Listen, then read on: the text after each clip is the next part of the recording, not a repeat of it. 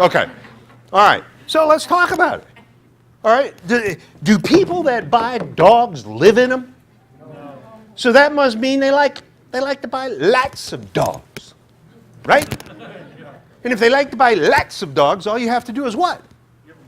Give them one. You better believe it. Give them 2 or 3. We're flexible. Do you think you can find out who this dog buyer is? Yeah. How?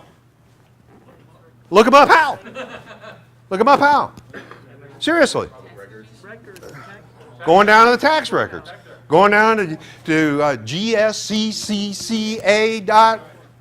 or gov. Org. All right? That's how you're going to find them. And ladies and gentlemen, you get this at 62. You need to be calling 404-377-7173. All right? That's my number. All right? This is not hard stuff. Don't get confused about all the different price points. Use your logic. What you're going to do is write them all down. Then you're going to get in your car and you're going to drive out there. And while you're driving out there, you're going to think nobody in their right mind would pay that amount of money for that house unless they were on drugs. And what will happen is this.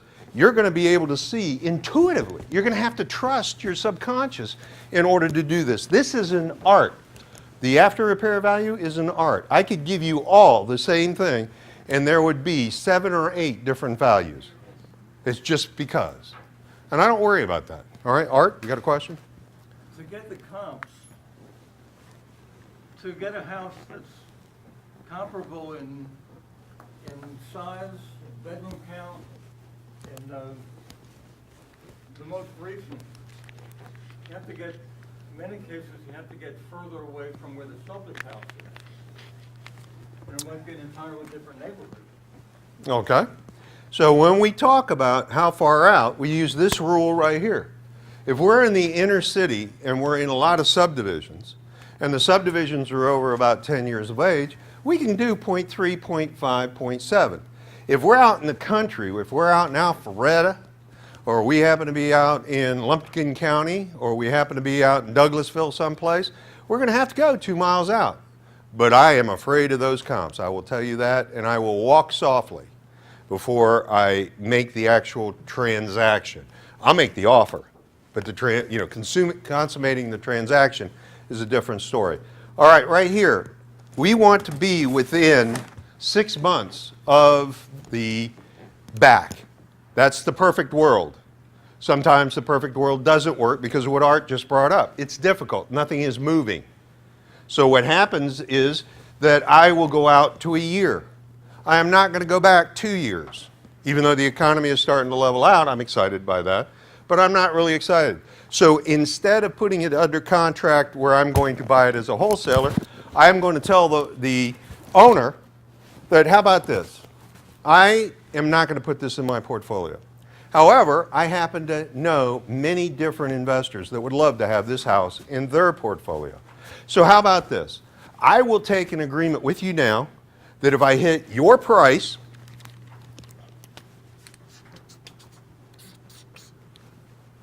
I will be able to, we'll sell it, and anything above this price is what I'll make. No cost to you, I'll do the marketing, 21 days. Will that work? We will find out what the marketplace will bear. Is that fair? Yeah. Right. Okay, so what am I going to do? I'm going to put it under contract for this price. I'm going to market, and then I'm going to listen. And if it sounds like this, I'm running away. But if my phone starts to ring off the hook, what am I going to do? Sell it. Exactly, I'm flexible. All right, I'm going to let the market tell me. All right, everybody got that? Now, I will tell you that I have been experimenting in Swainsboro, Dublin. What's the place, Hampton? No, not Hampton. What's the one that's east of Columbus that you and I have been talking about? Phoenix City. Phoenix City? All right. Because they don't have large populations and they don't have a lot of influx into the neighborhoods, my experiment is not going well. Just a point, all right? I did have to go out 2 miles because they were out in the country. I had a lot of experimentation. I did some great marketing, only to hear crickets. And at that point, what did I do? I ran away. All right? Okay, so the ARV is the most a buyer will pay and a seller will sell at. That's the key. Everybody got that? Simple stuff, isn't it? Pretty logical. But it is a ballet. I mean, it is totally subjective. And the better pictures you have, the better off you're going to be. All right, so this is where you're going to get your information for your ARV. Good news for you, it's printed in your book. What page? 31. 31. All right. Now, I want you to also know that I don't see it up here. There are a few realtors in the room.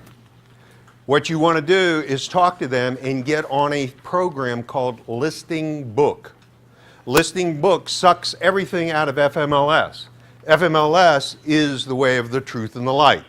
The reason I bring this up is that no banks will loan money on any comps that do not come from FMLS. Is that a shock? No. All right, so any of these off-market deals, they aren't going to show up for banks. They're going to have or go through FMLS. They can go to my website and get all the comps they want. They just sign up for, if there's. And what's your website? AtlantaRealtyExperts.net. Excellent. All right. And you get all the comps or whatever you want in there. Okay. Now, part of the formula that we're going to be working with is that we need to find out what does our buyer need as far as profit. So this is the ARV, all right? But there has to be some profit in there for the person that you're going to sell it to. Make sense? So we need to ask them, how much profit do you need? Oh, I pay 60 cents on the dollar. How much do you need? I pay 70 cents on the dollar minus repairs. That's how simple it is. If you know what your buyer wants, can you find it? Yeah. So that's what we want. All right. So the reason, and this is the investor profit, gross investor profit on this. All right. What we want to do is realize how much risk is there. All right. That's what we're talking about here. In a low-income area, is there a lot of risk for urban mining and things to disappear in the middle of the night? So they need more profit. The other thing that happens in that lower income is, are the prices lower? Yeah. They are. So 1% of $50,000 is how much? $500. What will $500 buy you? Not much. It won't even get you a decent pair of shoes. All right? Now, if you're in the $200,000 range and you have 1%, how much money is that? That's a pair of shoes and a pocketbook. All right? So it does buy you more. So that's the reason why these numbers shrink and expand. So this is a good rule of thumb for gross investor profit. If you happen to be in the war zone, and then you might want to go to 50% profitability. All right? But understand that a $1 million house, 1% on a $1 million house is a lot of money. And so we can just go by a smaller percentage.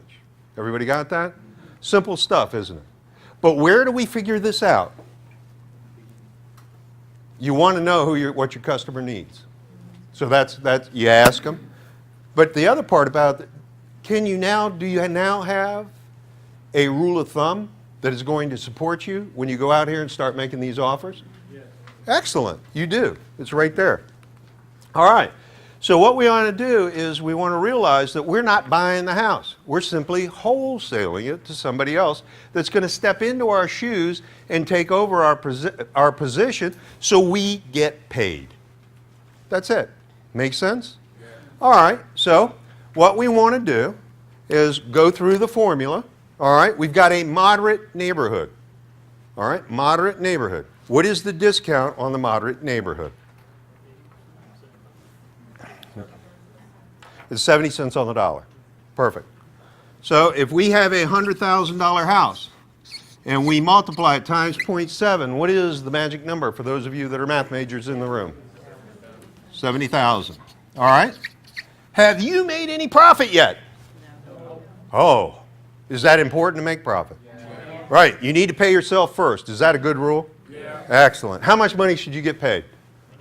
All right. Yeah, I'm going to answer that question that somebody brought up earlier. How much should I make on each one? And the answer is this. You need to be making whatever you can get. Sometimes you're going to make a little bit, and sometimes you're going to make a boatload. All right? So that's kind of a good answer, but let's give you something that you can reach your hand around. All right? All right, how many of you believe that your value as a wholesaler is similar to a realtor? Isn't it? Isn't that really what a realtor is? Okay, how much do realtors really make? 6%, right? Right, okay, 18,000 a year. We're making 18 grand in 1 year. Got that? All right, we're making that rule right now. All right, so it's 6%. What's 6% of this? 4,200. Okay, I'm going to give you a very simple rule that you will never ever have to pull out a calculator to figure out how much money you want to make. It's 10%. What's 10% of 70? See how fast you guys came up with that? See how easy this stuff is? All right, we're going to start at 7. So, do we tack it onto this or do we subtract from it? You subtract from it so you can add it back. Exactly. So now we're at 63. All right? Now, this particular house happens to be 1,200 square feet. Oh, let's see, that's too many. All right, got it? Average repairs. How much money is the repairs? 5,000. No. $10 a square foot. No. I gave you a rule earlier. Which is? Yes. And the answer is? Got it? All right, everybody in the room can do this, right? Okay, question. The $10 per square feet is basic repair, paint and carpet, right? That's right. So if you got like 5 bigs, But if you got one of the big 5, which I didn't say you had, okay, I'm just